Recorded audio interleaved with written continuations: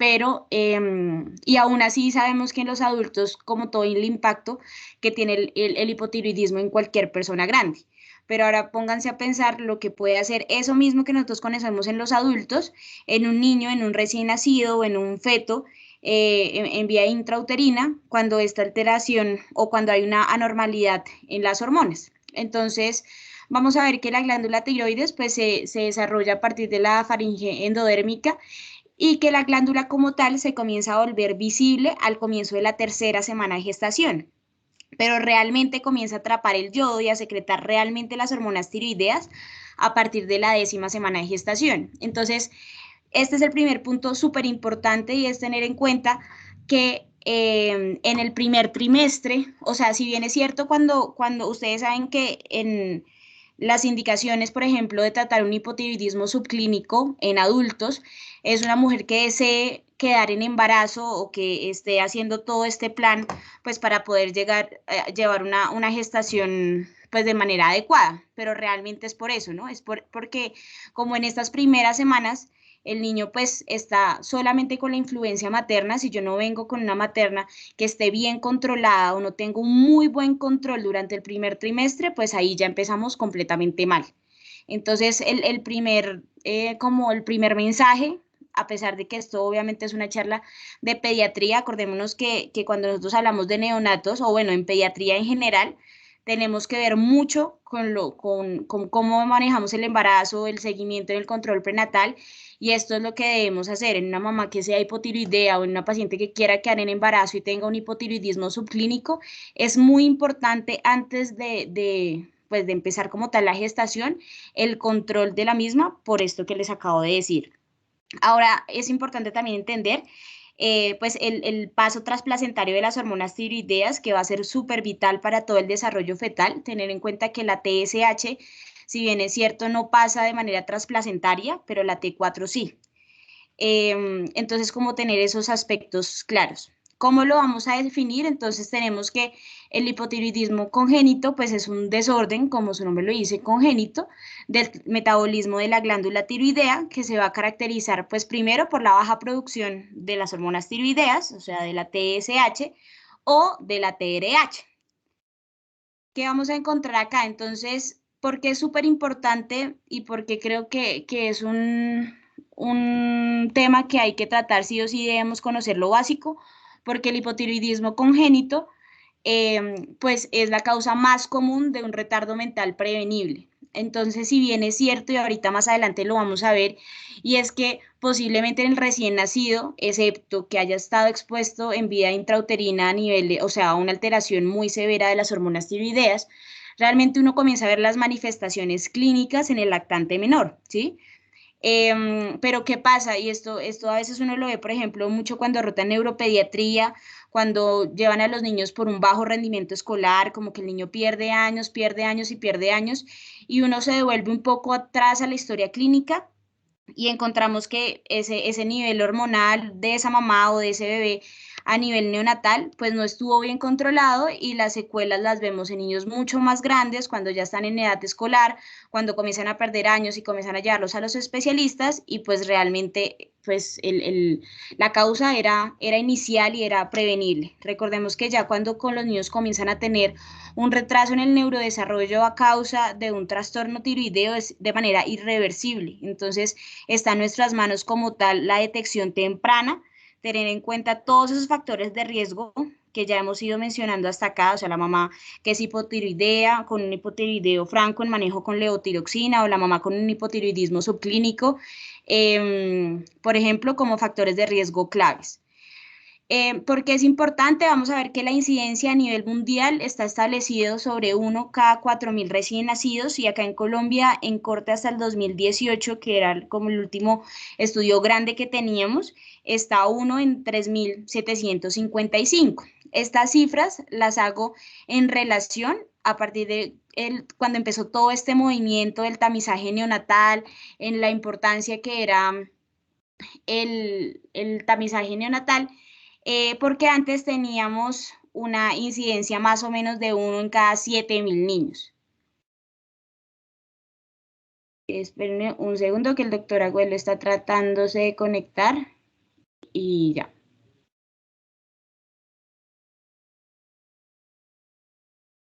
Vamos a ver además, pues que este trastorno tiroideo va a ser más frecuente en una proporción, pues, o sea, un poco mayor en las niñas que en los niños, en una proporción 2 a 1.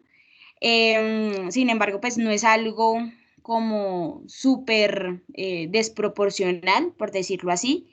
Se ha visto que puede ser más frecuente en la población hispana y en lugares que son deficientes de yodo. Y hay otros factores de riesgo que se han establecido, como esos chiquitos que nacen menor a 2.000 gramos, sobre todo en los pretérminos, como en los macrosómicos mayor a 4.500.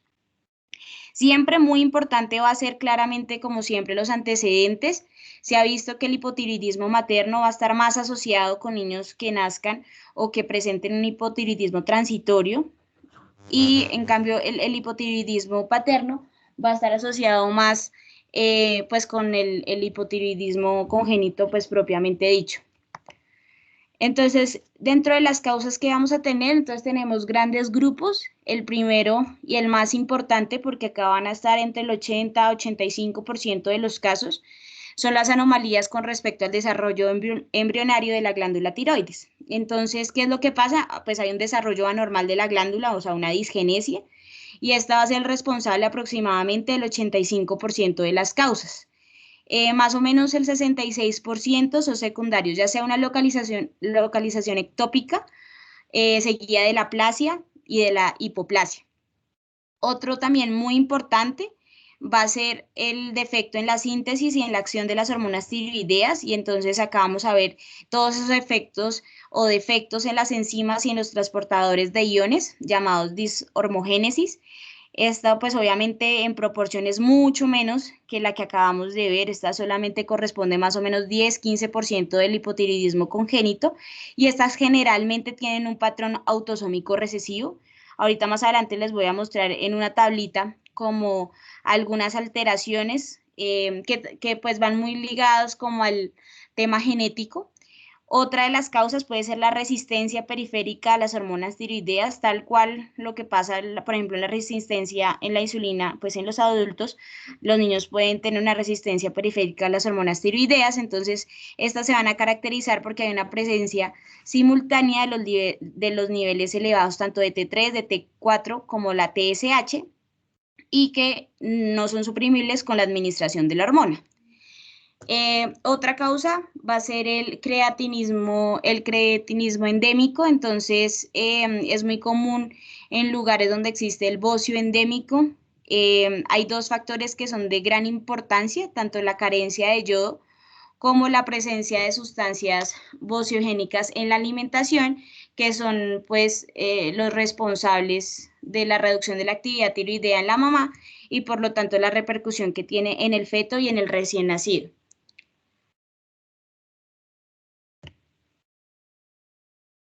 Entonces, esto era lo que les quería contar ahorita cuando les estaba hablando en esta diapositiva sobre el defecto de la síntesis y la acción de hormonas tiroideas.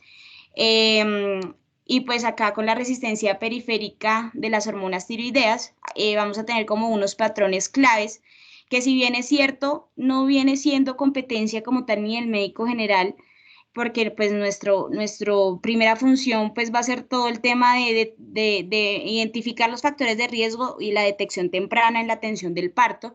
Ya cuando vemos alteraciones, excepto que estemos en un área, mejor dicho, muy, muy rural, que no tengamos un acceso temprano a pediatría, pues deberíamos iniciar el manejo nosotros, pero si no, pues lo correcto sería la derivación al pediatra y en caso tal que lo requiera, pues al endocrinólogo pediatra pues según las guías internacionales. Pero pues igual quiero mostrarlo como para que tengamos como una idea de lo que podemos encontrar en las hormonas. Entonces, cuando tenemos una anomalía que está centrada pues en los defectos de la captación de ioduros, entonces, ¿qué es lo que podemos encontrar o cómo va a ser el patrón tiroideo de este chiquito? Entonces, podemos encontrar la T4 y la T3 disminuida con una TSH aumentada. Cuando hay un efecto en la conversión tanto de yoduro a yodo, entonces miren que acá cambia un poco con respecto al T4, al T3 y a la TSH, igual con cuando hay una alteración en la yodotirosina. Otra causa importante pues va a ser la iatrogénica, ya sea por el exceso de yodo y de drogas antitiroideas que son administrados pues en la gestante, que atraviesen la placenta y puedan ocasionar pues en el recién nacido la formación de un bocio con un cuadro de un hipotiroidismo que pueda regresar habitualmente durante las primeras semanas. Buenas noches, doctor. ¿Cómo está? Y ahora sí, listo. Bien, ya, Y tranquila, acá, qué pena. Siga. listo. Entonces, vamos a ver acá que también es súper importante tener en cuenta que las madres que fueron tratadas durante el embarazo con medicamentos antitiroideos, pues podría presentar pues como que esta fuera su causa, la causa principal de estos niños. Entonces, muy importante siempre pues esas preguntas durante el interrogatorio. Vamos a ver que la utilización también de algunos productos llorados o de medicamentos antitiroideos, como por ejemplo el metimazol o el carbimazol, por ejemplo, en caso de enfermedad de Graves, esos pueden atravesar fácilmente la placenta y pueden bloquear la función tiroidea fetal. Entonces, ellos hacen un efecto que se ha descrito como el Gorf-Chaikov, y es en el que el exceso del yodo pues produce una inhibición de la yodación de la tiroglobulina y por lo tanto hace que haya una disminución en la síntesis de hormonas tiroideas y por consiguiente un aumento de la TSH. Súper importante siempre tener en cuenta la mamá que tiene una TSH normal, pero que tiene una tiroiditis, porque en el momento de hacer el corte del cordón umbilical puede haber pues paso de esos anticuerpos y pues esos anticuerpos continúan en la circulación fetal y pueden ser depurados más o menos sobre las 12 a las 18 semanas. Entonces, siempre tener muy en cuenta pues estas maternas. ¿Qué vamos a ver en la clínica? Entonces, como yo les mencionaba antes, si bien es cierto que en un recién nacido a veces no vamos a ver mucha expresión clínica de esta condición, las manifestaciones clínicas vienen siendo más en el lactante menor, excepto que esté expuesto o que tenga un gran impacto en vía intrauterina.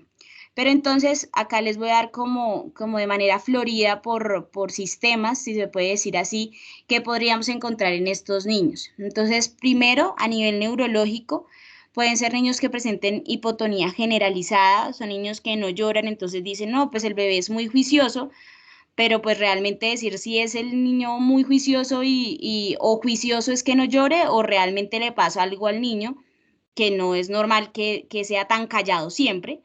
Niños que tienen una succión débil o que comienzan a tener un retardo en el desarrollo psicomotor, que están somnolientos, o pues dentro de los signos, pues ya el examen físico de estos chiquitos, la fontanela posterior amplia.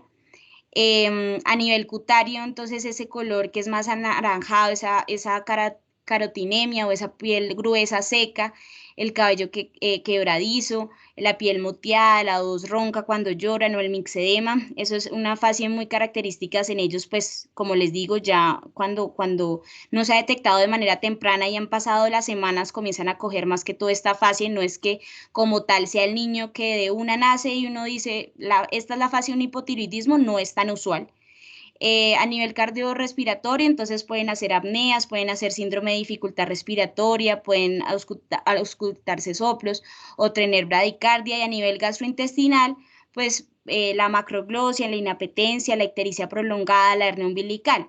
Cuando uno busca este tema, siempre les van a decir que hay una triada característica que es la fontanera posterior amplia con la macroglosia y la hernia umbilical, y que esa es la triada del hipotiroidismo congénito, pero hay que tener en cuenta que esta triada es poco común, si bien es cierto, es cuando se encuentra, pues uno sí debe pensar en hipotiroidismo, pero a lo que voy es que no piensen que todo niño con hipotiroidismo va a tener estas tres características porque realmente no lo es. Si lo llegan a encontrar, pues como les digo, uno dice, uy, pilas con hipotiroidismo, pero no se queden con que si no tienen estas cosas o alguna de estas tres cosas, entonces no pienso en hipotiroidismo, porque realmente encontrar un niño con hipotiroidismo que tenga estas tres características, pues no es lo más usual. ¿Listo? Entonces ténganlo en cuenta, pero no se queden con que si no las encuentro, el niño no tiene hipotiroidismo. Muy importante lo que yo les había dicho en un inicio, y es que el retardo en el neurodesarrollo es irreversible Y pues esto es consecuencia de una demora, pues tanto de un diagnóstico pues tardío como el inicio tardío del manejo con levotiroxina. Entonces nosotros acá el tiempo realmente es lo más preciado. Recuerden que una vez ya está instaurado un retardo psicomotor en el niño por toda la influencia que tienen las hormonas tiroideas en el sistema nervioso central del bebé, pues se hace de manera irreversible. Entonces, por eso es súper importante que nosotros conozcamos qué es lo que se debe hacer de manera temprana y ya en el momento en el que vamos a derivar como tal al pediatra.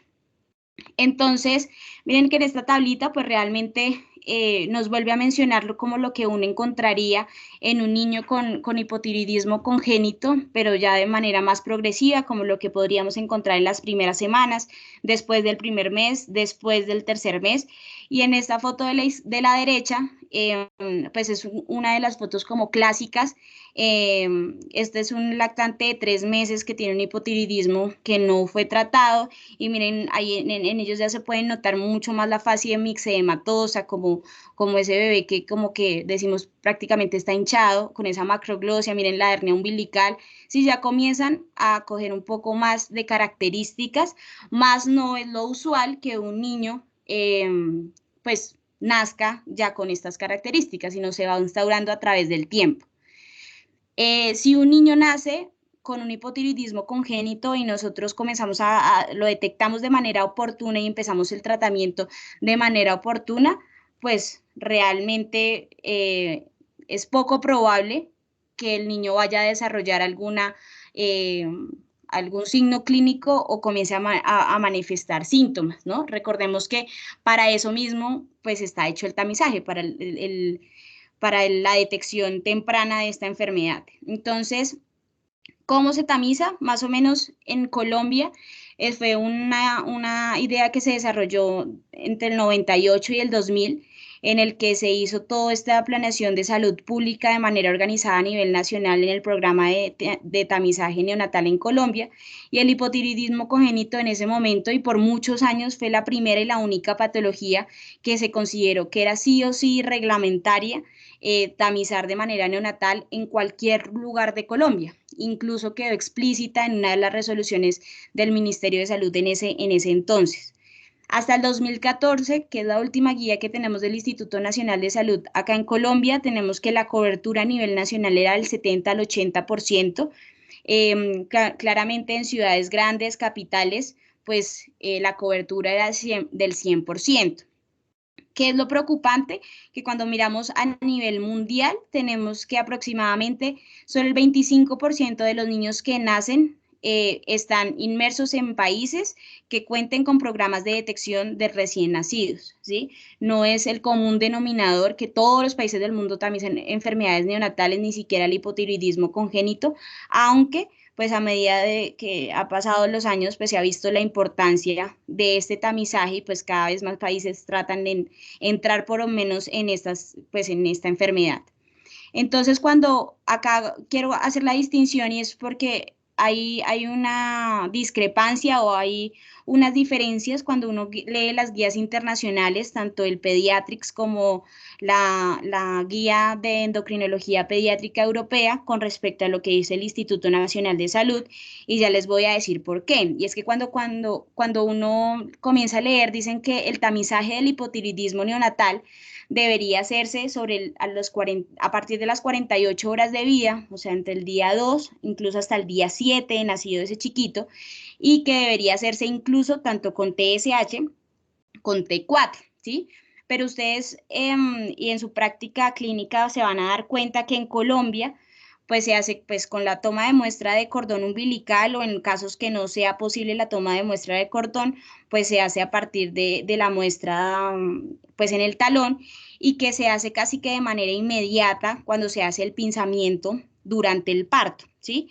Y entonces la pregunta que siempre uno se hace es por qué acá en Colombia lo hacemos ahí mismo, si realmente las guías internacionales dicen que lo ideal sería a partir de las 48 horas, por varias razones, y es porque a los recién nacidos generalmente pueden tener un pico de esta hormona, entonces realmente tamizarlo de manera tan temprana podría generar muchos falsos positivos. Entonces, pues la razón está basada básicamente en la oportunidad de acceso a salud que tenemos acá en Colombia. Entonces, miren que generalmente ustedes lo van a ver en los servicios de ginecología obstetricia, en un parto sin ninguna complicación, todo salió bien, el egreso materno e incluso del recién nacido se da en las primeras 12, máximo 24 horas, cuando todo ha estado bien, ¿sí? Y generalmente por el acceso, vuelvo y repito, que tienen las personas, no es tan fácil decirle, listo, hoy le doy egreso y mañana o pasado mañana traiga al niño para tomarle una muestra y mirar su TSH. Entonces, realmente en esta cuestión de oportunidad y costo-beneficio, pues acá en Colombia se ha determinado que en el momento de la atención del parto, pues se tome la muestra del cordón umbilical, a pesar que cuando ustedes lean las guías internacionales, la evidencia muestre que se debe hacer a partir de las 48 horas.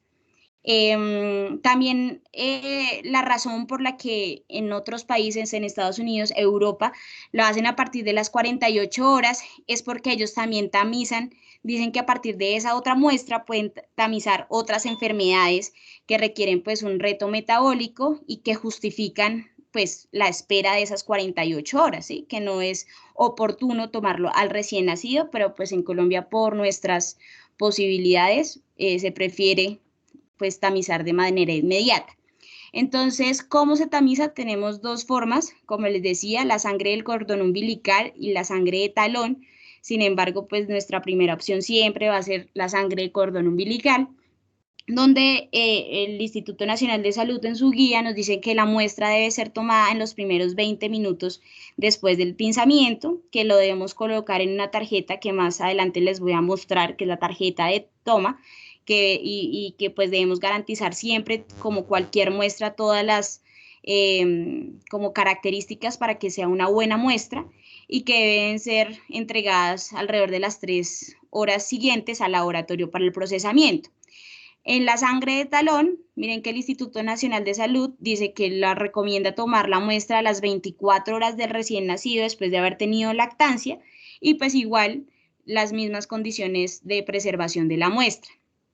¿Cuáles son los puntos de corte acá en Colombia? Entonces, y lo digo en Colombia porque lo mismo a veces cuando uno guía algunas guías internacionales, unos hablan de puntos de TSH de 10 o, ¿sí? Pero pues lo que está establecido con respecto a los estudios que se han hecho acá son los que les voy a comentar. Entonces, hablamos de un caso probable cuando la TSH es mayor a 15 unidades internacionales en sangre de cordón o de 10 en sangre de talón, ¿sí? Entonces, digamos que el bebé tiene, el recién nacido tiene una alteración y lo encontramos por encima de esto. Lo ideal sería ahí mismo hacer una prueba confirmatoria ya en suero de TSH y de T4 libre, ¿sí? Como les digo, cuando una TSH está menor a 30, en el tamizaje inicial podemos esperar la prueba confirmatoria, poder realizar algunos estudios de imágenes que más adelante vamos a ver cuáles estarían indicados y no hay necesidad en ese momento inmediato, o sea, con el tamizaje inicial, de iniciar el manejo con levotiroxina, ¿listo? Pero si la TSH inicial en el tamizaje inicial está por encima de 30, no nos vamos a esperar ni a la confirmatoria, no nos vamos a esperar a imágenes, sino lo ideal sería de una vez iniciar el manejo con levotiroxina. Claramente habría que hacer los estudios, pero posteriores, pero no los vamos a esperar para iniciar el manejo. ¿Listo? Entonces, esa es la primera, la otra cosa como que tengan muy en cuenta. Entonces, niños que con la sangre del cordón estén entre 15 y 30, vamos a hacer la prueba confirmatoria, ¿listo? Con la TSH y la T4 libre en suero. Y si tenemos la oportunidad, hacer imágenes, que ya les voy a decir cuáles son. Pero si está por encima de 30, de una, sí o sí, debemos iniciar levotiroxina y posterior a eso, sí, hacer las pruebas, la confirmación, bueno, todo el resto, pero como está tan elevada, lo ideal sería iniciar con la levotiroxina. ¿Qué consideraciones especiales tienen algunas guías? Y es que ellos dicen que si el tamizaje es positivo y tenemos una TSH elevada alta y una prueba y la prueba confirmatoria da una T4 baja, pero no está ninguna de las dos tan alterada, podríamos hacer un seguimiento de estos niños y si se normalizan antes de los 2 meses, se podría dejar como un hipotiroidismo transitorio que no amerita tratamiento. Sin embargo, esta consideración, si bien es cierto, la mencionaba la Guía Europea de Endocrinología Pediátrica, pues dejaban ahí un espacio y era algo muy contradictorio y de bastante discrepancia entre los autores, porque decían hasta qué punto yo puedo decir si es muy baja o es muy alta para uno darse el chance de no iniciar un manejo oportuno, si estamos diciendo que el tiempo acá es oro, ¿sí? Entonces ellos decían, es mejor en este caso pecar, entre comillas, por exceso e iniciar el manejo cuando con los puntos de corte que yo les acabé de mencionar, que en quedarnos en que si es poco alta o no está tan alterada ninguna de las dos, demos chance y miramos, no, ellos dicen, miremos los puntos de corte y se tiene que iniciar cuando se tenga que iniciar y no estar en ese, es que está muy poquito, está muy alto, no, pues porque puede ser más el riesgo que el beneficio. Y hacen una consideración también importante acá en los recién nacidos prematuros porque pueden dar valores elevados de TSH. Entonces en ellos dicen que es pertinente hacer una evaluación a las 2 semanas y siempre, esto es súper importante, es que ustedes tienen que tener los valores de referencia según la edad del paciente, ¿sí? Acá uno no puede decir, es que por encima de 1, de 2, de 3 la TSH o por debajo de tal la T4, no, es según las tablas que existen para la edad del niño, porque pues acá en pediatría cambia. ¿Cómo se hace? Entonces acá la guía nos mostraba pues toda la técnica, sobre todo de la muestra que se recoge del cordón, que es la más usual, entonces nos dicen usted tiene que alistar todo lo necesario, hay que diligenciar las tarjetas en donde se van a poner la muestra, que es acá en el número 2, si alcanzaban a ver, esto tiene unos datos de identificación de la mamá, del niño, y tiene unos círculos que es donde realmente se gotea pues la sangre la muestra que uno recoja.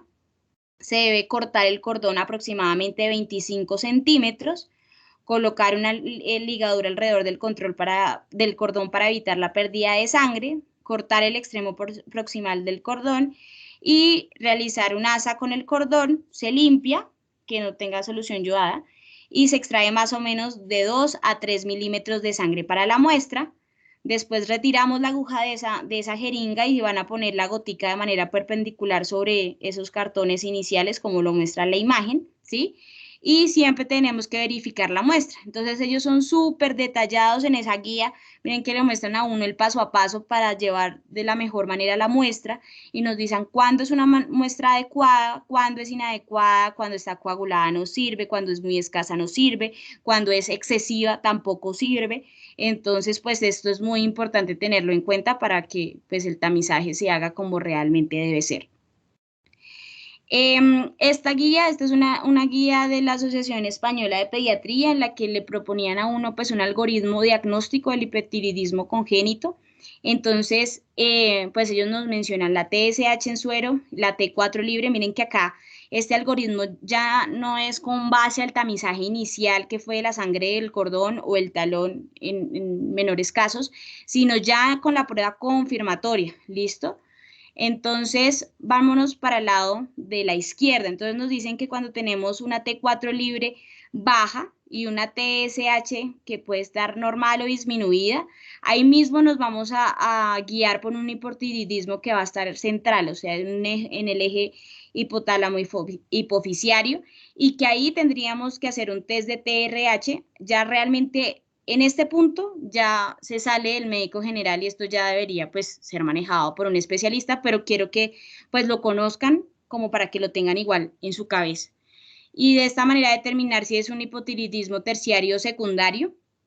Y la más usual cuando tenemos una T4 libre baja y una TSH elevada, ¿no? Que es como generalmente el hipotiroidismo primario, el que siempre nos muestran. Entonces, lo ideal después de esto sería hacer una gamografía o una ecografía, o las guías plantean que si en los recursos están, se pueden hacer las dos. Y de esta manera nosotros determinar si es una agenesia, si es una ectopia. ¿Se acuerdan que dijimos que las alteraciones del desarrollo de la glándula son la causa número 1 del hipotiroidismo congénito? o miramos si es un tiroides que está in situ, ¿sí? Si es un tiroides in situ y está disminuido, decimos, ah, bueno, la causa es una hipoplasia, ¿listo? O si está normal o por el contrario hay un bocio, tendríamos que someter al niño a mirar los anticuerpos antitiroideos para mirar si están positivos, si está haciendo una tiroiditis, o está negativo si es culpa de una dishormogénesis, que les dije que era el causante del 10 al 15% del hipotiroidismo congénito, o mirar también, siempre tener en cuenta pues los factores de riesgo y toda la historia clínica materno-fetal para mirar si fue iatrogenia o por un déficit de yodo. Y a este lado de la derecha, pues las causas que ya están más relacionadas con toda esta parte genómica, genética y de ADN, ¿listo?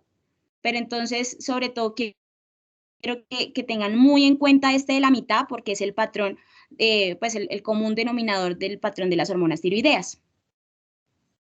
Acá el Pediatrics también nos muestra como según el patrón que nosotros encontremos en la TSH, en la T4, en los niveles de tirotropina y demás, si estamos frente a un hipotiroidismo primario, que es el más usual, ya sea por una disgenesia, una genesia, una hipoplasia, ¿cierto? O si estamos hablando de otro patrón, pero solamente como para mencionárselos. Y por fin les hablaba acá del requerimiento de imágenes. ¿Se acuerdan que cuando yo les decía que cuando uno tiene un punto de corte mayor a 15, mientras hace la prueba, pero menor a 30, como no vamos a iniciar ahí mismo el manejo con levotiroxina, porque eso lo vamos a iniciar solamente si el tamizaje inicial es mayor a 30, entonces mientras nosotros hacemos la prueba confirmatoria con TSH y T4, podríamos comenzar a hacer los estudios complementarios con imágenes, ¿cierto? Y en el algoritmo además dijimos que era como nuestro primer paso cuando la TSH está arriba y la T4 abajo. Entonces, la Sociedad Europea de Endocrinología Pediátrica nos dicen que podríamos hacer una gamografía, que sería lo ideal, o una ecografía, según las posibilidades, o ambas, ¿listo? ¿Con qué fin? La ecografía pues permite evidenciar o permite valorar tanto el tamaño, la localización y las características de la glándula, pero ¿cuál es el problema? O pues como el pequeño punto negativo, por decirlo así, que ellos proponen, que es operador dependiente, ¿sí? Entonces, pero si es nuestro primer recurso y es lo que tenemos, pues no habría ningún problema en hacerlo. Está indicado y pues nos daría un gran, pues como el panorama para descartar la primera causa, que son las anormalidades del desarrollo de la glándula. Y la gamografía es aún más útil porque nos ayuda a mirar además todas las características del tejido tiroideo. Entonces no solamente nos mira tamaño, localización, forma como la ecografía, sino también nos ayuda a mirar el porcentaje de captación, que esto también nos ayuda pues a hacer una distinción de cuál va a ser la causa del hipotiroidismo congénito. Muy importante, siempre cuando los recién nacidos tengan una alta concentración de TSH, siempre, igual a todos los recién nacidos, hay que ser súper minuciosos en el examen físico, pero a estos chiquitos aún mayor porque pueden tener características dismórficas que sugieran que el hipotiroidismo congénito pues está inmerso en un síndrome o que está con otras malformaciones congénitas, particularmente cardíacas. Entonces, ser muy minuciosos en el examen físico neonatal. La otra imagen que podría hacerse, pues son las radiografías la radiografía de rodillas. Y digamos, ¿para qué se utilizaría? Uno no pensaría hacer esto, pues en un hipotiroidismo congénito, pero sirve como marcador de antigüedad y de intensidad prenatal del hipotiroidismo. Entonces, cuando nosotros tenemos hallazgo, o sea, póngale la firma que era porque ya en vía intrauterina estaba fallando y había un daño establecido serio desde forma intrauterina que hace que no se observen los núcleos de osificación que deberían aparecer sobre la semana 36 de gestación. Entonces, pues ahí puede haber también ausencia de la epífisis distal del fémur o proximal de la tibia, ¿listo? Entonces, son otros hallazgos que en caso de encontrarlos y tener además una TSH, pues alterado, un patrón hormonal alterado, pues ya nosotros hacemos el diagnóstico de un hipotiroidismo congénito. El tratamiento, pues lo que les dije, se debe hacer de la manera más oportuna, Y pues acá siempre nos van a mostrar en todos los artículos que ustedes vean las tablitas, que las dosis, como todo en pediatría, pues va a ser según pues, la edad que tenga el niño. Entonces, lo ideal cuando nosotros lo detectamos de manera, pues en el neonato, en el lactante menor, iniciarlo de 10 a 15 microgramos kilo día, de 3 a 6 meses, de 8 a 10, de 6 al año, de 6 a 8, así siguiendo como este esquema de la dosis. ¿Y cuál es nuestro objetivo? Siempre va a ser normalizar la T4 en las primeras 2 semanas de iniciado el tratamiento y la TSH antes del primer mes. ¿Listo? Ese siempre debe ser nuestro objetivo. ¿Y cómo le vamos a hacer el seguimiento a esos niños? Entonces, una vez nosotros iniciamos la levotiroxina, tenemos que hacerle control a las 2 semanas. ¿Listo? De 2 a 4 semanas, pero siempre, pues generalmente es a las 2 semanas. Después, se puede hacer mensual durante los primeros 6 meses, o mensual o cada 2 meses hasta los primeros 6 meses. Después, cada 2 a 3 meses entre los 6 meses y los 3 años. Y después de los 3 años, podemos hacerlo cada 6 meses o de manera anual. ¿Listo? También otra recomendación es que cada vez que nosotros hagamos un ajuste de la dosis, tenemos que hacer control a las 4 semanas. ¿Listo?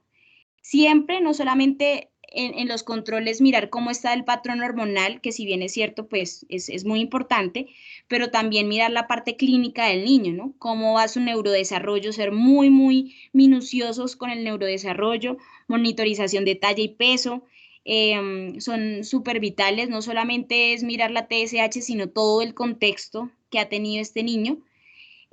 Mirar que en los niños que tienen síndrome de Down, la prevalencia del hipotiroidismo congénito es aumentada. Entonces, en estos chiquitos, lo ideal sería hacer una TSH de manera trimestral y siempre mantener pues el T4 libre, que esté, no, cuando nosotros miramos el rango, pues se encuentre en la mitad superior del rango de referencia.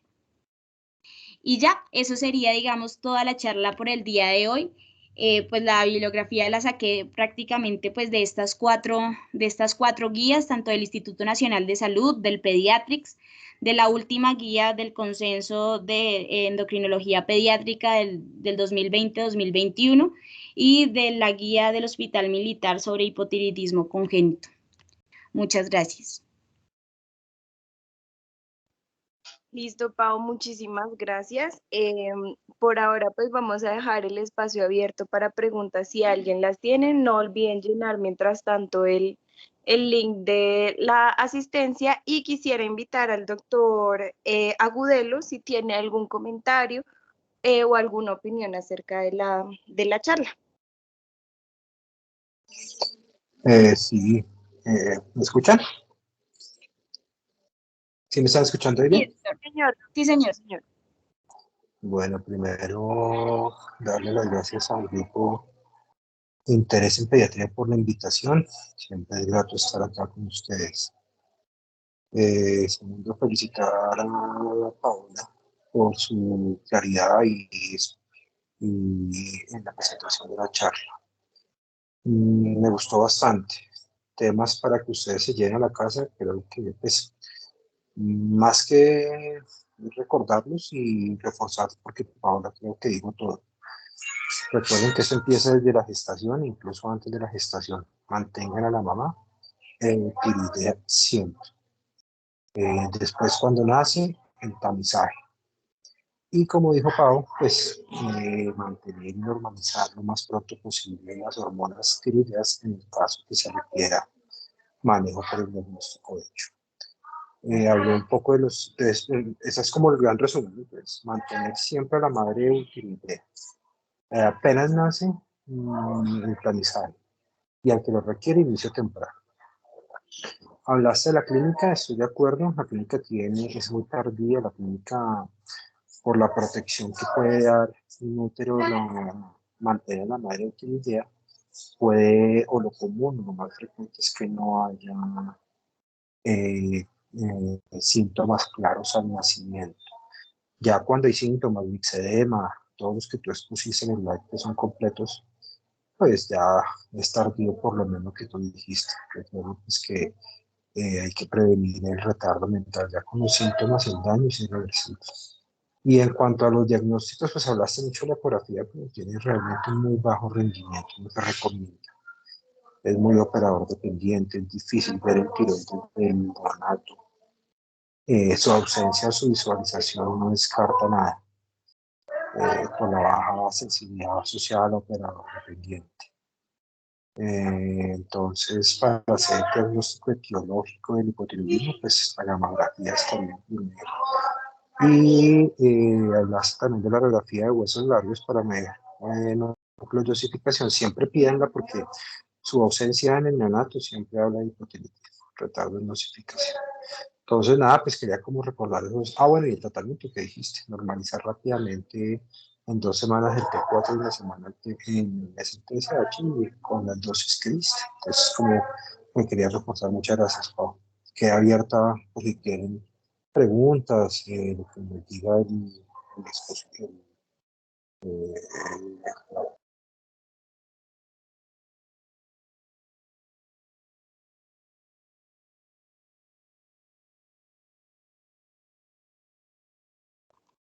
Listo, muchísimas gracias, doctor. ¿Alguien tiene alguna pregunta? El micrófono está abierto para realizar alguna pregunta si la tiene.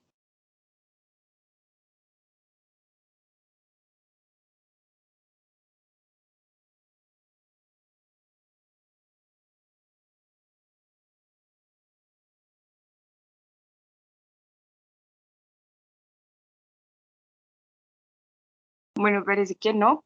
Por ahora, igualmente nosotros estamos pendientes si tienen alguna pregunta, algún comentario por nuestras redes sociales. Les agradecemos muchísimo que se hayan podido conectar el día de hoy a esta charla. Muchas gracias a la doctora Paola y al doctor Agudelo por haberse encontrado el día de hoy y acompañarnos en esta charla. Que tengan una buena noche.